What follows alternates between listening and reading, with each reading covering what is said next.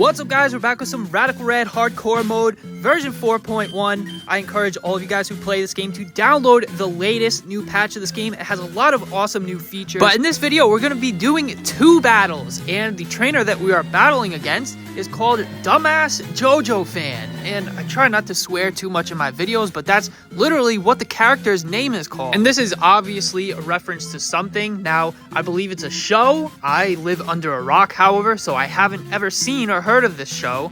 But apparently the creator of this ROM hack is a big fan, so he wanted to put this cool character into the game. But let's get started with the first battle. Now, this battle is actually available during the main portion of the game, and I just missed out on it. But here we are in the power plant. Dumbass Jojo Fan leads with a Hoopa, coming out strong right off the bat. And we start with Scizor. Hoopa is legendary, but he's actually pretty slow. Gets outsped by Scizor. We hit him with the 4x super effective Pounce, but he survives on 1 HP thanks to the Focus Sash. Hoopa fires back with the Fire Punch. It's going to also be 4x super effective against us, and Scizor doesn't stand a chance of surviving that. We go down in 1 shot. But that's okay. Scizor did his job. All we really needed to do is get a lot of damage on Hoopa so we can bring in Urshifu to finish him off with the priority Aqua Jet. And Urshifu, specifically the water type variant of Urshifu, is actually insanely strong, and we haven't used them too much before, but we finish off the Hoopa with the Aqua Jet, and Urshifu here is going to end up being the star of the show, an absolute monster of a Pokemon. But we can't bring out his full potential just yet, as Jojo Fan sends out the Celebi, not the best type matchup for Urshifu here.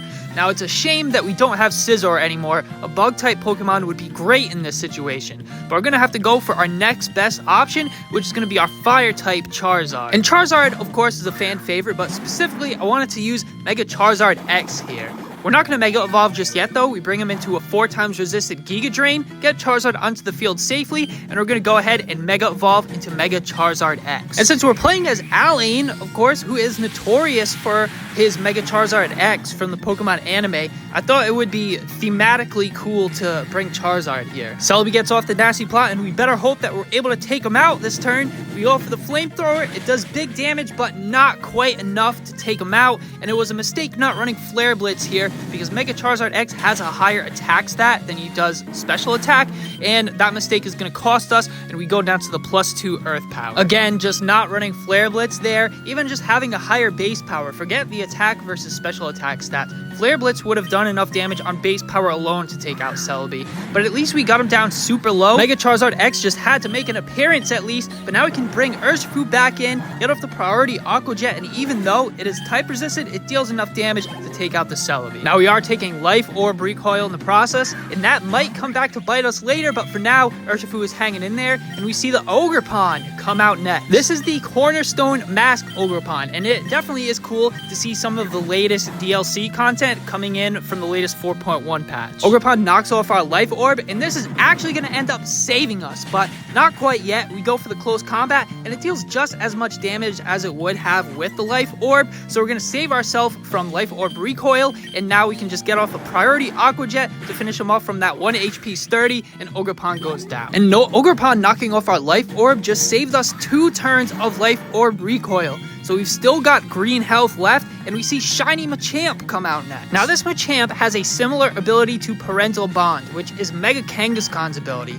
So here we're going to predict that he goes for a Power-Up Punch, and we cannot afford to let him get that +2 in attack, so we switch into Iron Valiant for that Fairy type resist. So Machamp is going to Mega Evolve, and Mega Machamp's ability is that every punching type attack hits twice. The second hit is for 1/4 of damage, but it's still going to be threatening. Machamp goes for the Drain Punch. All of his attacks are punching type moves, and luckily we resist thanks to our Fairy typing, but it does hit twice, and we're just lucky here that he didn't go for Power-Up Punch. Now with Iron Valiant on the field, we go for Moonblast, but Machamp moves first with a Bullet Punch. It hits twice for super effective, and Iron Valiant just barely hangs on with just 8 HP left. But 8 HP is all we need. We get off the Moonblast. It's super effective, deals massive damage, but Machamp survives the hit. We're going to have to Shadow Sneak here to attack before that Bullet Punch. We do have +1 attack from the Booster Energy, but it's not enough to finish off the Mega Machamp. He gets off another Bullet Punch, and Iron Valiant goes down. Actually, Booster Energy doesn't give a +1 in attack. A +1 in a stat change is a 1.5x multiplier,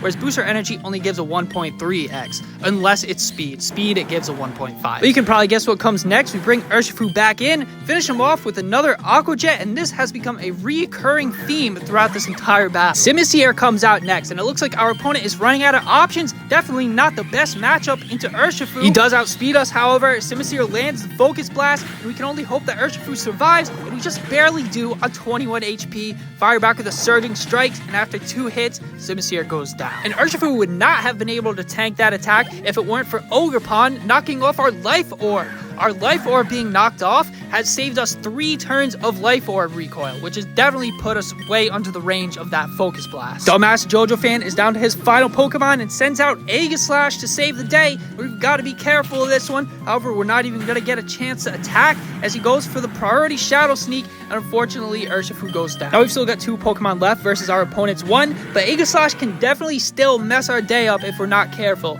and we bring out Dracovish to finish the battle. Now we click Vicious Rend, but this is exactly what we're worried about here. Aegislash is going to go for King Shield, and if we hit a King Shield with a contact move, Dracovish's attack will be harshly lowered. But because Vicious Rend does not make contact, it is the better option here. Despite Crunch being super effective, we do get the stab bonus and a boosted Vicious Rend from us attacking first, and it deals massive damage to the Aegislash. But it's Aegislash's turn to attack. He turns into the sword form and hits us with a Shadow Ball, and Dracovish survives with still half of our HP left. We cannot afford to take another one of those Shadow Balls though. However, the strategy here is quite simple. We can just keep clicking Vicious Rend since there's no downside. Again, it's not a contact move, so our attack is not going to get lowered for hitting that King Shield. But he can't use King Shield twice in a row. Our next Vicious Rend connects, finish off the Aegislash, and that is round 1 of Dumbass Jojo fan GG. And with the conclusion of round 1, we're going to jump right into our second battle here. And just real quick, guys, before we do that, remember to like the video if you are enjoying the battles so far. Subscribe to the channel if you want to see more Pokemon content like this, and hit the bell for notifications. Now, this second battle with Jojo fan is actually a post-game battle. It is not available until you beat the Elite Four for the first time. So now that we've got access to 1, 2, and 3 islands, we're gonna go head on over and meet our best friend here, Jojo fan, for a final showdown. And as you can see, we're playing as N this time, just enjoying all of the features from the new 4.1 patch.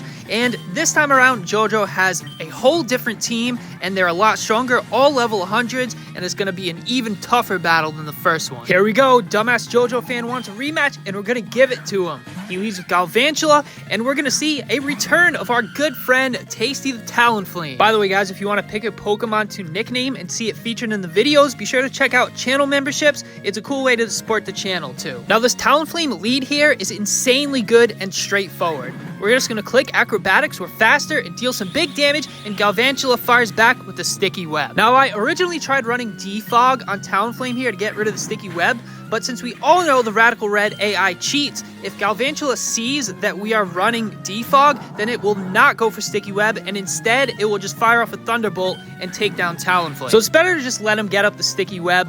Anyways, Hoopa comes out next, hit him with the Acrobatics, deals big damage, and we tank the Psychic, just barely hanging on with red HP. We follow up with another Acrobatics, Hoopa goes down, and that is 2 kills for Tasty on the board. But we're not in great shape here, and Necrozma Duskmane comes out next. Now, we're not going to be able to take him out, but we want to get as much damage on him as possible. We go for the super effective Flare Blitz, but Necrozma is a legendary after all, survives the attack on about half HP, and activates the weakness policy as well, doubling his attack and special attack, turning this thing into a huge threat. Necrozma retaliates with the Photon Geyser, just a little bit of overkill here, but Tasty is going to go down, unfortunately. But Tasty put in some work for a Route 1 bird Pokemon. We took down 2 and almost 3 Pokemon, and we're going to bring out Landorus Therian to finish the job. Shiny Landorus, by the way, too. Check that out. I know I don't like to use legendaries too much in my battles, but Shiny Landorus, come on, it was too cool to pass up. Landorus's flying typing makes us immune to the Sticky Web, therefore we are faster. We're able to get off the Earthquake and finish off Necrozma. And letting Galvantula get up the Sticky Web was definitely worth it. It's not even hindering us that much, and Talonflame was able to get us a huge lead at the start of the battle. Garchomp comes out next. Now we have a few options here. As you can see, we are running Outrage on Landorus, but instead we're going to opt to make a switch and go to a better option, Great Tusk. Sticky Web lowers our speed, but Great Tusk would have been slower than Garchomp either way. Booster Energy is going to boost Great Tusk's attack, and it looks like Garchomp wants to make a power-up of his own as he Mega Evolves into the absolutely menacing Mega Garchomp. And if that wasn't enough already, he goes for the Swords Dance, doubling his already insanely high attack stat of a Mega Garchomp. We click Ice Spinner, but Garchomp is faster. He goes for the Swords Dance boosted Stab Earthquake, but Great Tusk barely manages to survive. We're able to get off the Ice Spinner. It's 4 times super effective against Garchomp, and he goes down in one shot. And Great Tusk is just an absolute beast. It is definitely impressive that we were able to tank that Earthquake. But with Garchomp down, we see the Machamp come out next. And this is still his ace, the same as last battle, his Mega Machamp. I know I said he has an entirely different team, but some of his Pokemon are the same, and most of them are supposed to be Jojo's references, apparently. But we're going to let him Mega Evolve. We have a few different options here. We've only lost one Pokemon so far this entire battle, so the best play here is to just let Great Tusk go down to the Ice Punch. That way we can keep our momentum. Machamp still has that deadly Power Punch that hits twice when he's Mega Evolved. So we want to make sure we get in a Pokemon that can take care of him before he boosts his attack. We bring in Latios, who is unaffected by the Sticky Web due to our Levitate ability. We outspeed an attack first with the Luster Purge. It's going to hit hard, but Mega Machamp is bulky. We deal big damage, but it's not enough to take him out in one shot. We lower his special defense, but it's not going to matter if we can't survive this attack.